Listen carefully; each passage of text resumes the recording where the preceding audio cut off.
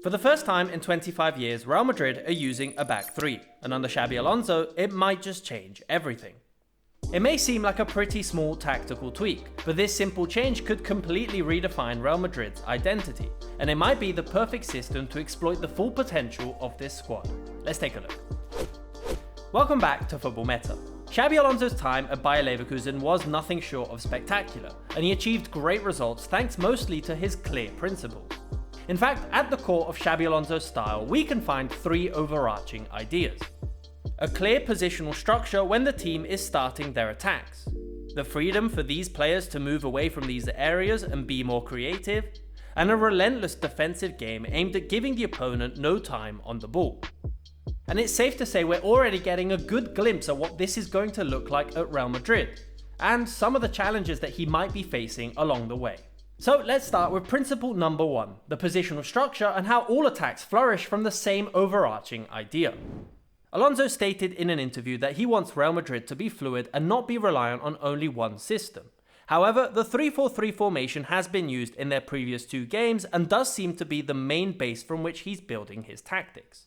It's a system that has been quite popular in recent years, and essentially gives teams great options to stretch the pitch as much as possible and circulate the ball, but also gives the team a lot of space in the centre for more dynamic rotations to take place.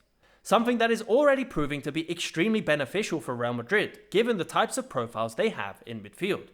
From an active build-up position, at the base of this system is the back three of Rudiger, new signing Huijsen, and the interesting choice of Tchouaméni as the centre-back.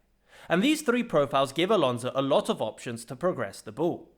Firstly, Tchouaméni has been acting as the tempo giver for the team, and giving the backline balance in possession, and is completing the most amount of passes in the team, giving everyone time to reset and move into position.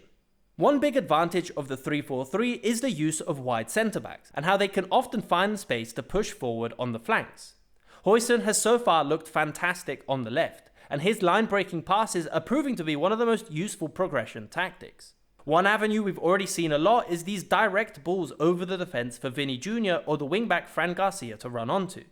Similarly, on the right, we all know how Rudiger loves to carry the ball forward, and in this system he has the space to do this more often. But there's also another few advantages of having Rudiger in this position. Firstly, he can provide more defensive cover for Trent Alexander-Arnold, allowing him to push further up the pitch. But Rudiger can also be used during the gegenpress, and we've already seen him push much further up the pitch to stop the opponent from breaking away. In midfield, the rotations start to get even more dynamic, and is where principle 2 of fluid rotations and positional freedom becomes more evident. While it is a 3-4-3 on paper, it more often resembles a 3-4-1-2 or even a 3-2-1-4 further up the pitch. Bellingham has the freedom to rotate between the lines, and this can create big overloads when you least expect it. For example, as play moves over to the left, with Fran Garcia moving up and Vini Jr in the half space, the addition of Bellingham and even Güler or Valverde pushing forward can create a lot of dynamic rotations. Take for example in this clip here, how Bellingham drops deep to form the midfield, so Valverde takes the responsibility of giving the team an option further up the pitch. Or in this clip with Valverde spotting the space and breaking forward himself to take the shot. Or even in this example here, and the ease with which they're able to create an overload on the left flank, with 4 or 5 players able to get consistently into this position. Also, once the team has created this overload, it does mean the defense will shift over, and if they're able to move the ball quickly out to Trent on the right flank, then his crossing accuracy is certainly going to be extremely useful this season, as we saw with the assist for the goal that got them through to the quarterfinals. But I'm not sure if this is the position Trent was hoping to be playing when he joined Real Madrid. And if you want to know more about some of the difficulties I think Alonso might face this season, then you can find out more in this week's bonus video on YouTube and on Patreon. You can get started with the link down below. So the back three and the midfield are at the base of all the rotations, but there's also a lot of interesting changes to the front line, specifically to the role of Vini Jr and how Mbappe might fit into this system as well, if he can get a place ahead of the impressive looking Gonzalo Garcia. The first major difference is how much more centrally Vini Jr is being used. While he technically starts as the left winger, he will often move into the half space.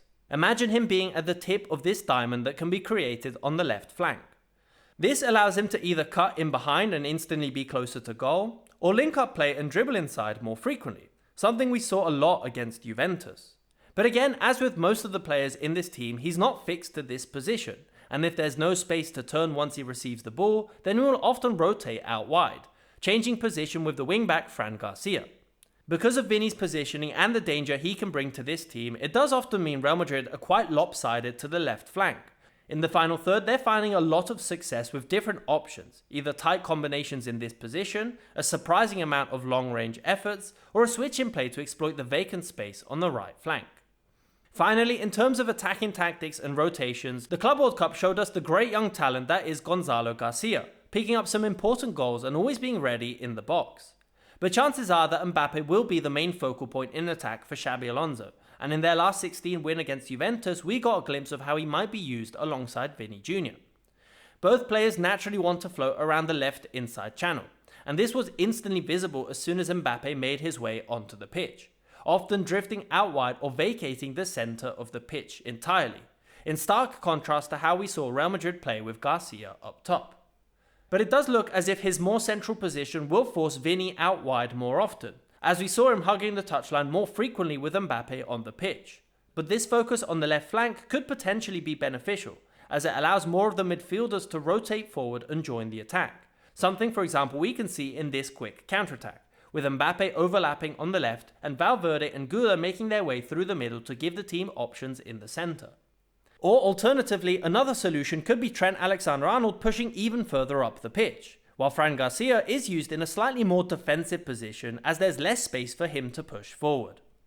But there's always a lot of contrasting opinions on how Vini and Mbappe should play together, so let me know your thoughts in the comments down below. So these attacking rotations up top have the potential of being extremely dangerous this season for Real Madrid. But what about their defensive shape under Xabi Alonso? Because as we saw at the start of the video, the high press is a core component of his principles. And some of Real Madrid's best players have a reputation of being a little bit lazy when out of possession. When defending, Real Madrid are shifting between a 5-3-2 or 5-2-3 defensive shape.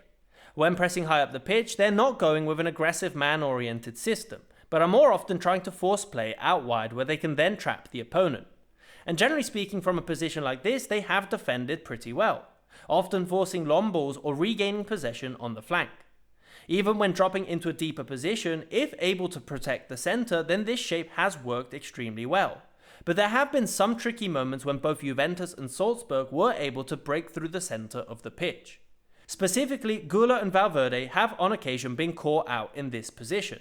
And Tchouaméni is also at times late to step off the defensive line and close down any player with their back to goal, which has led to a few occasions for the opponent.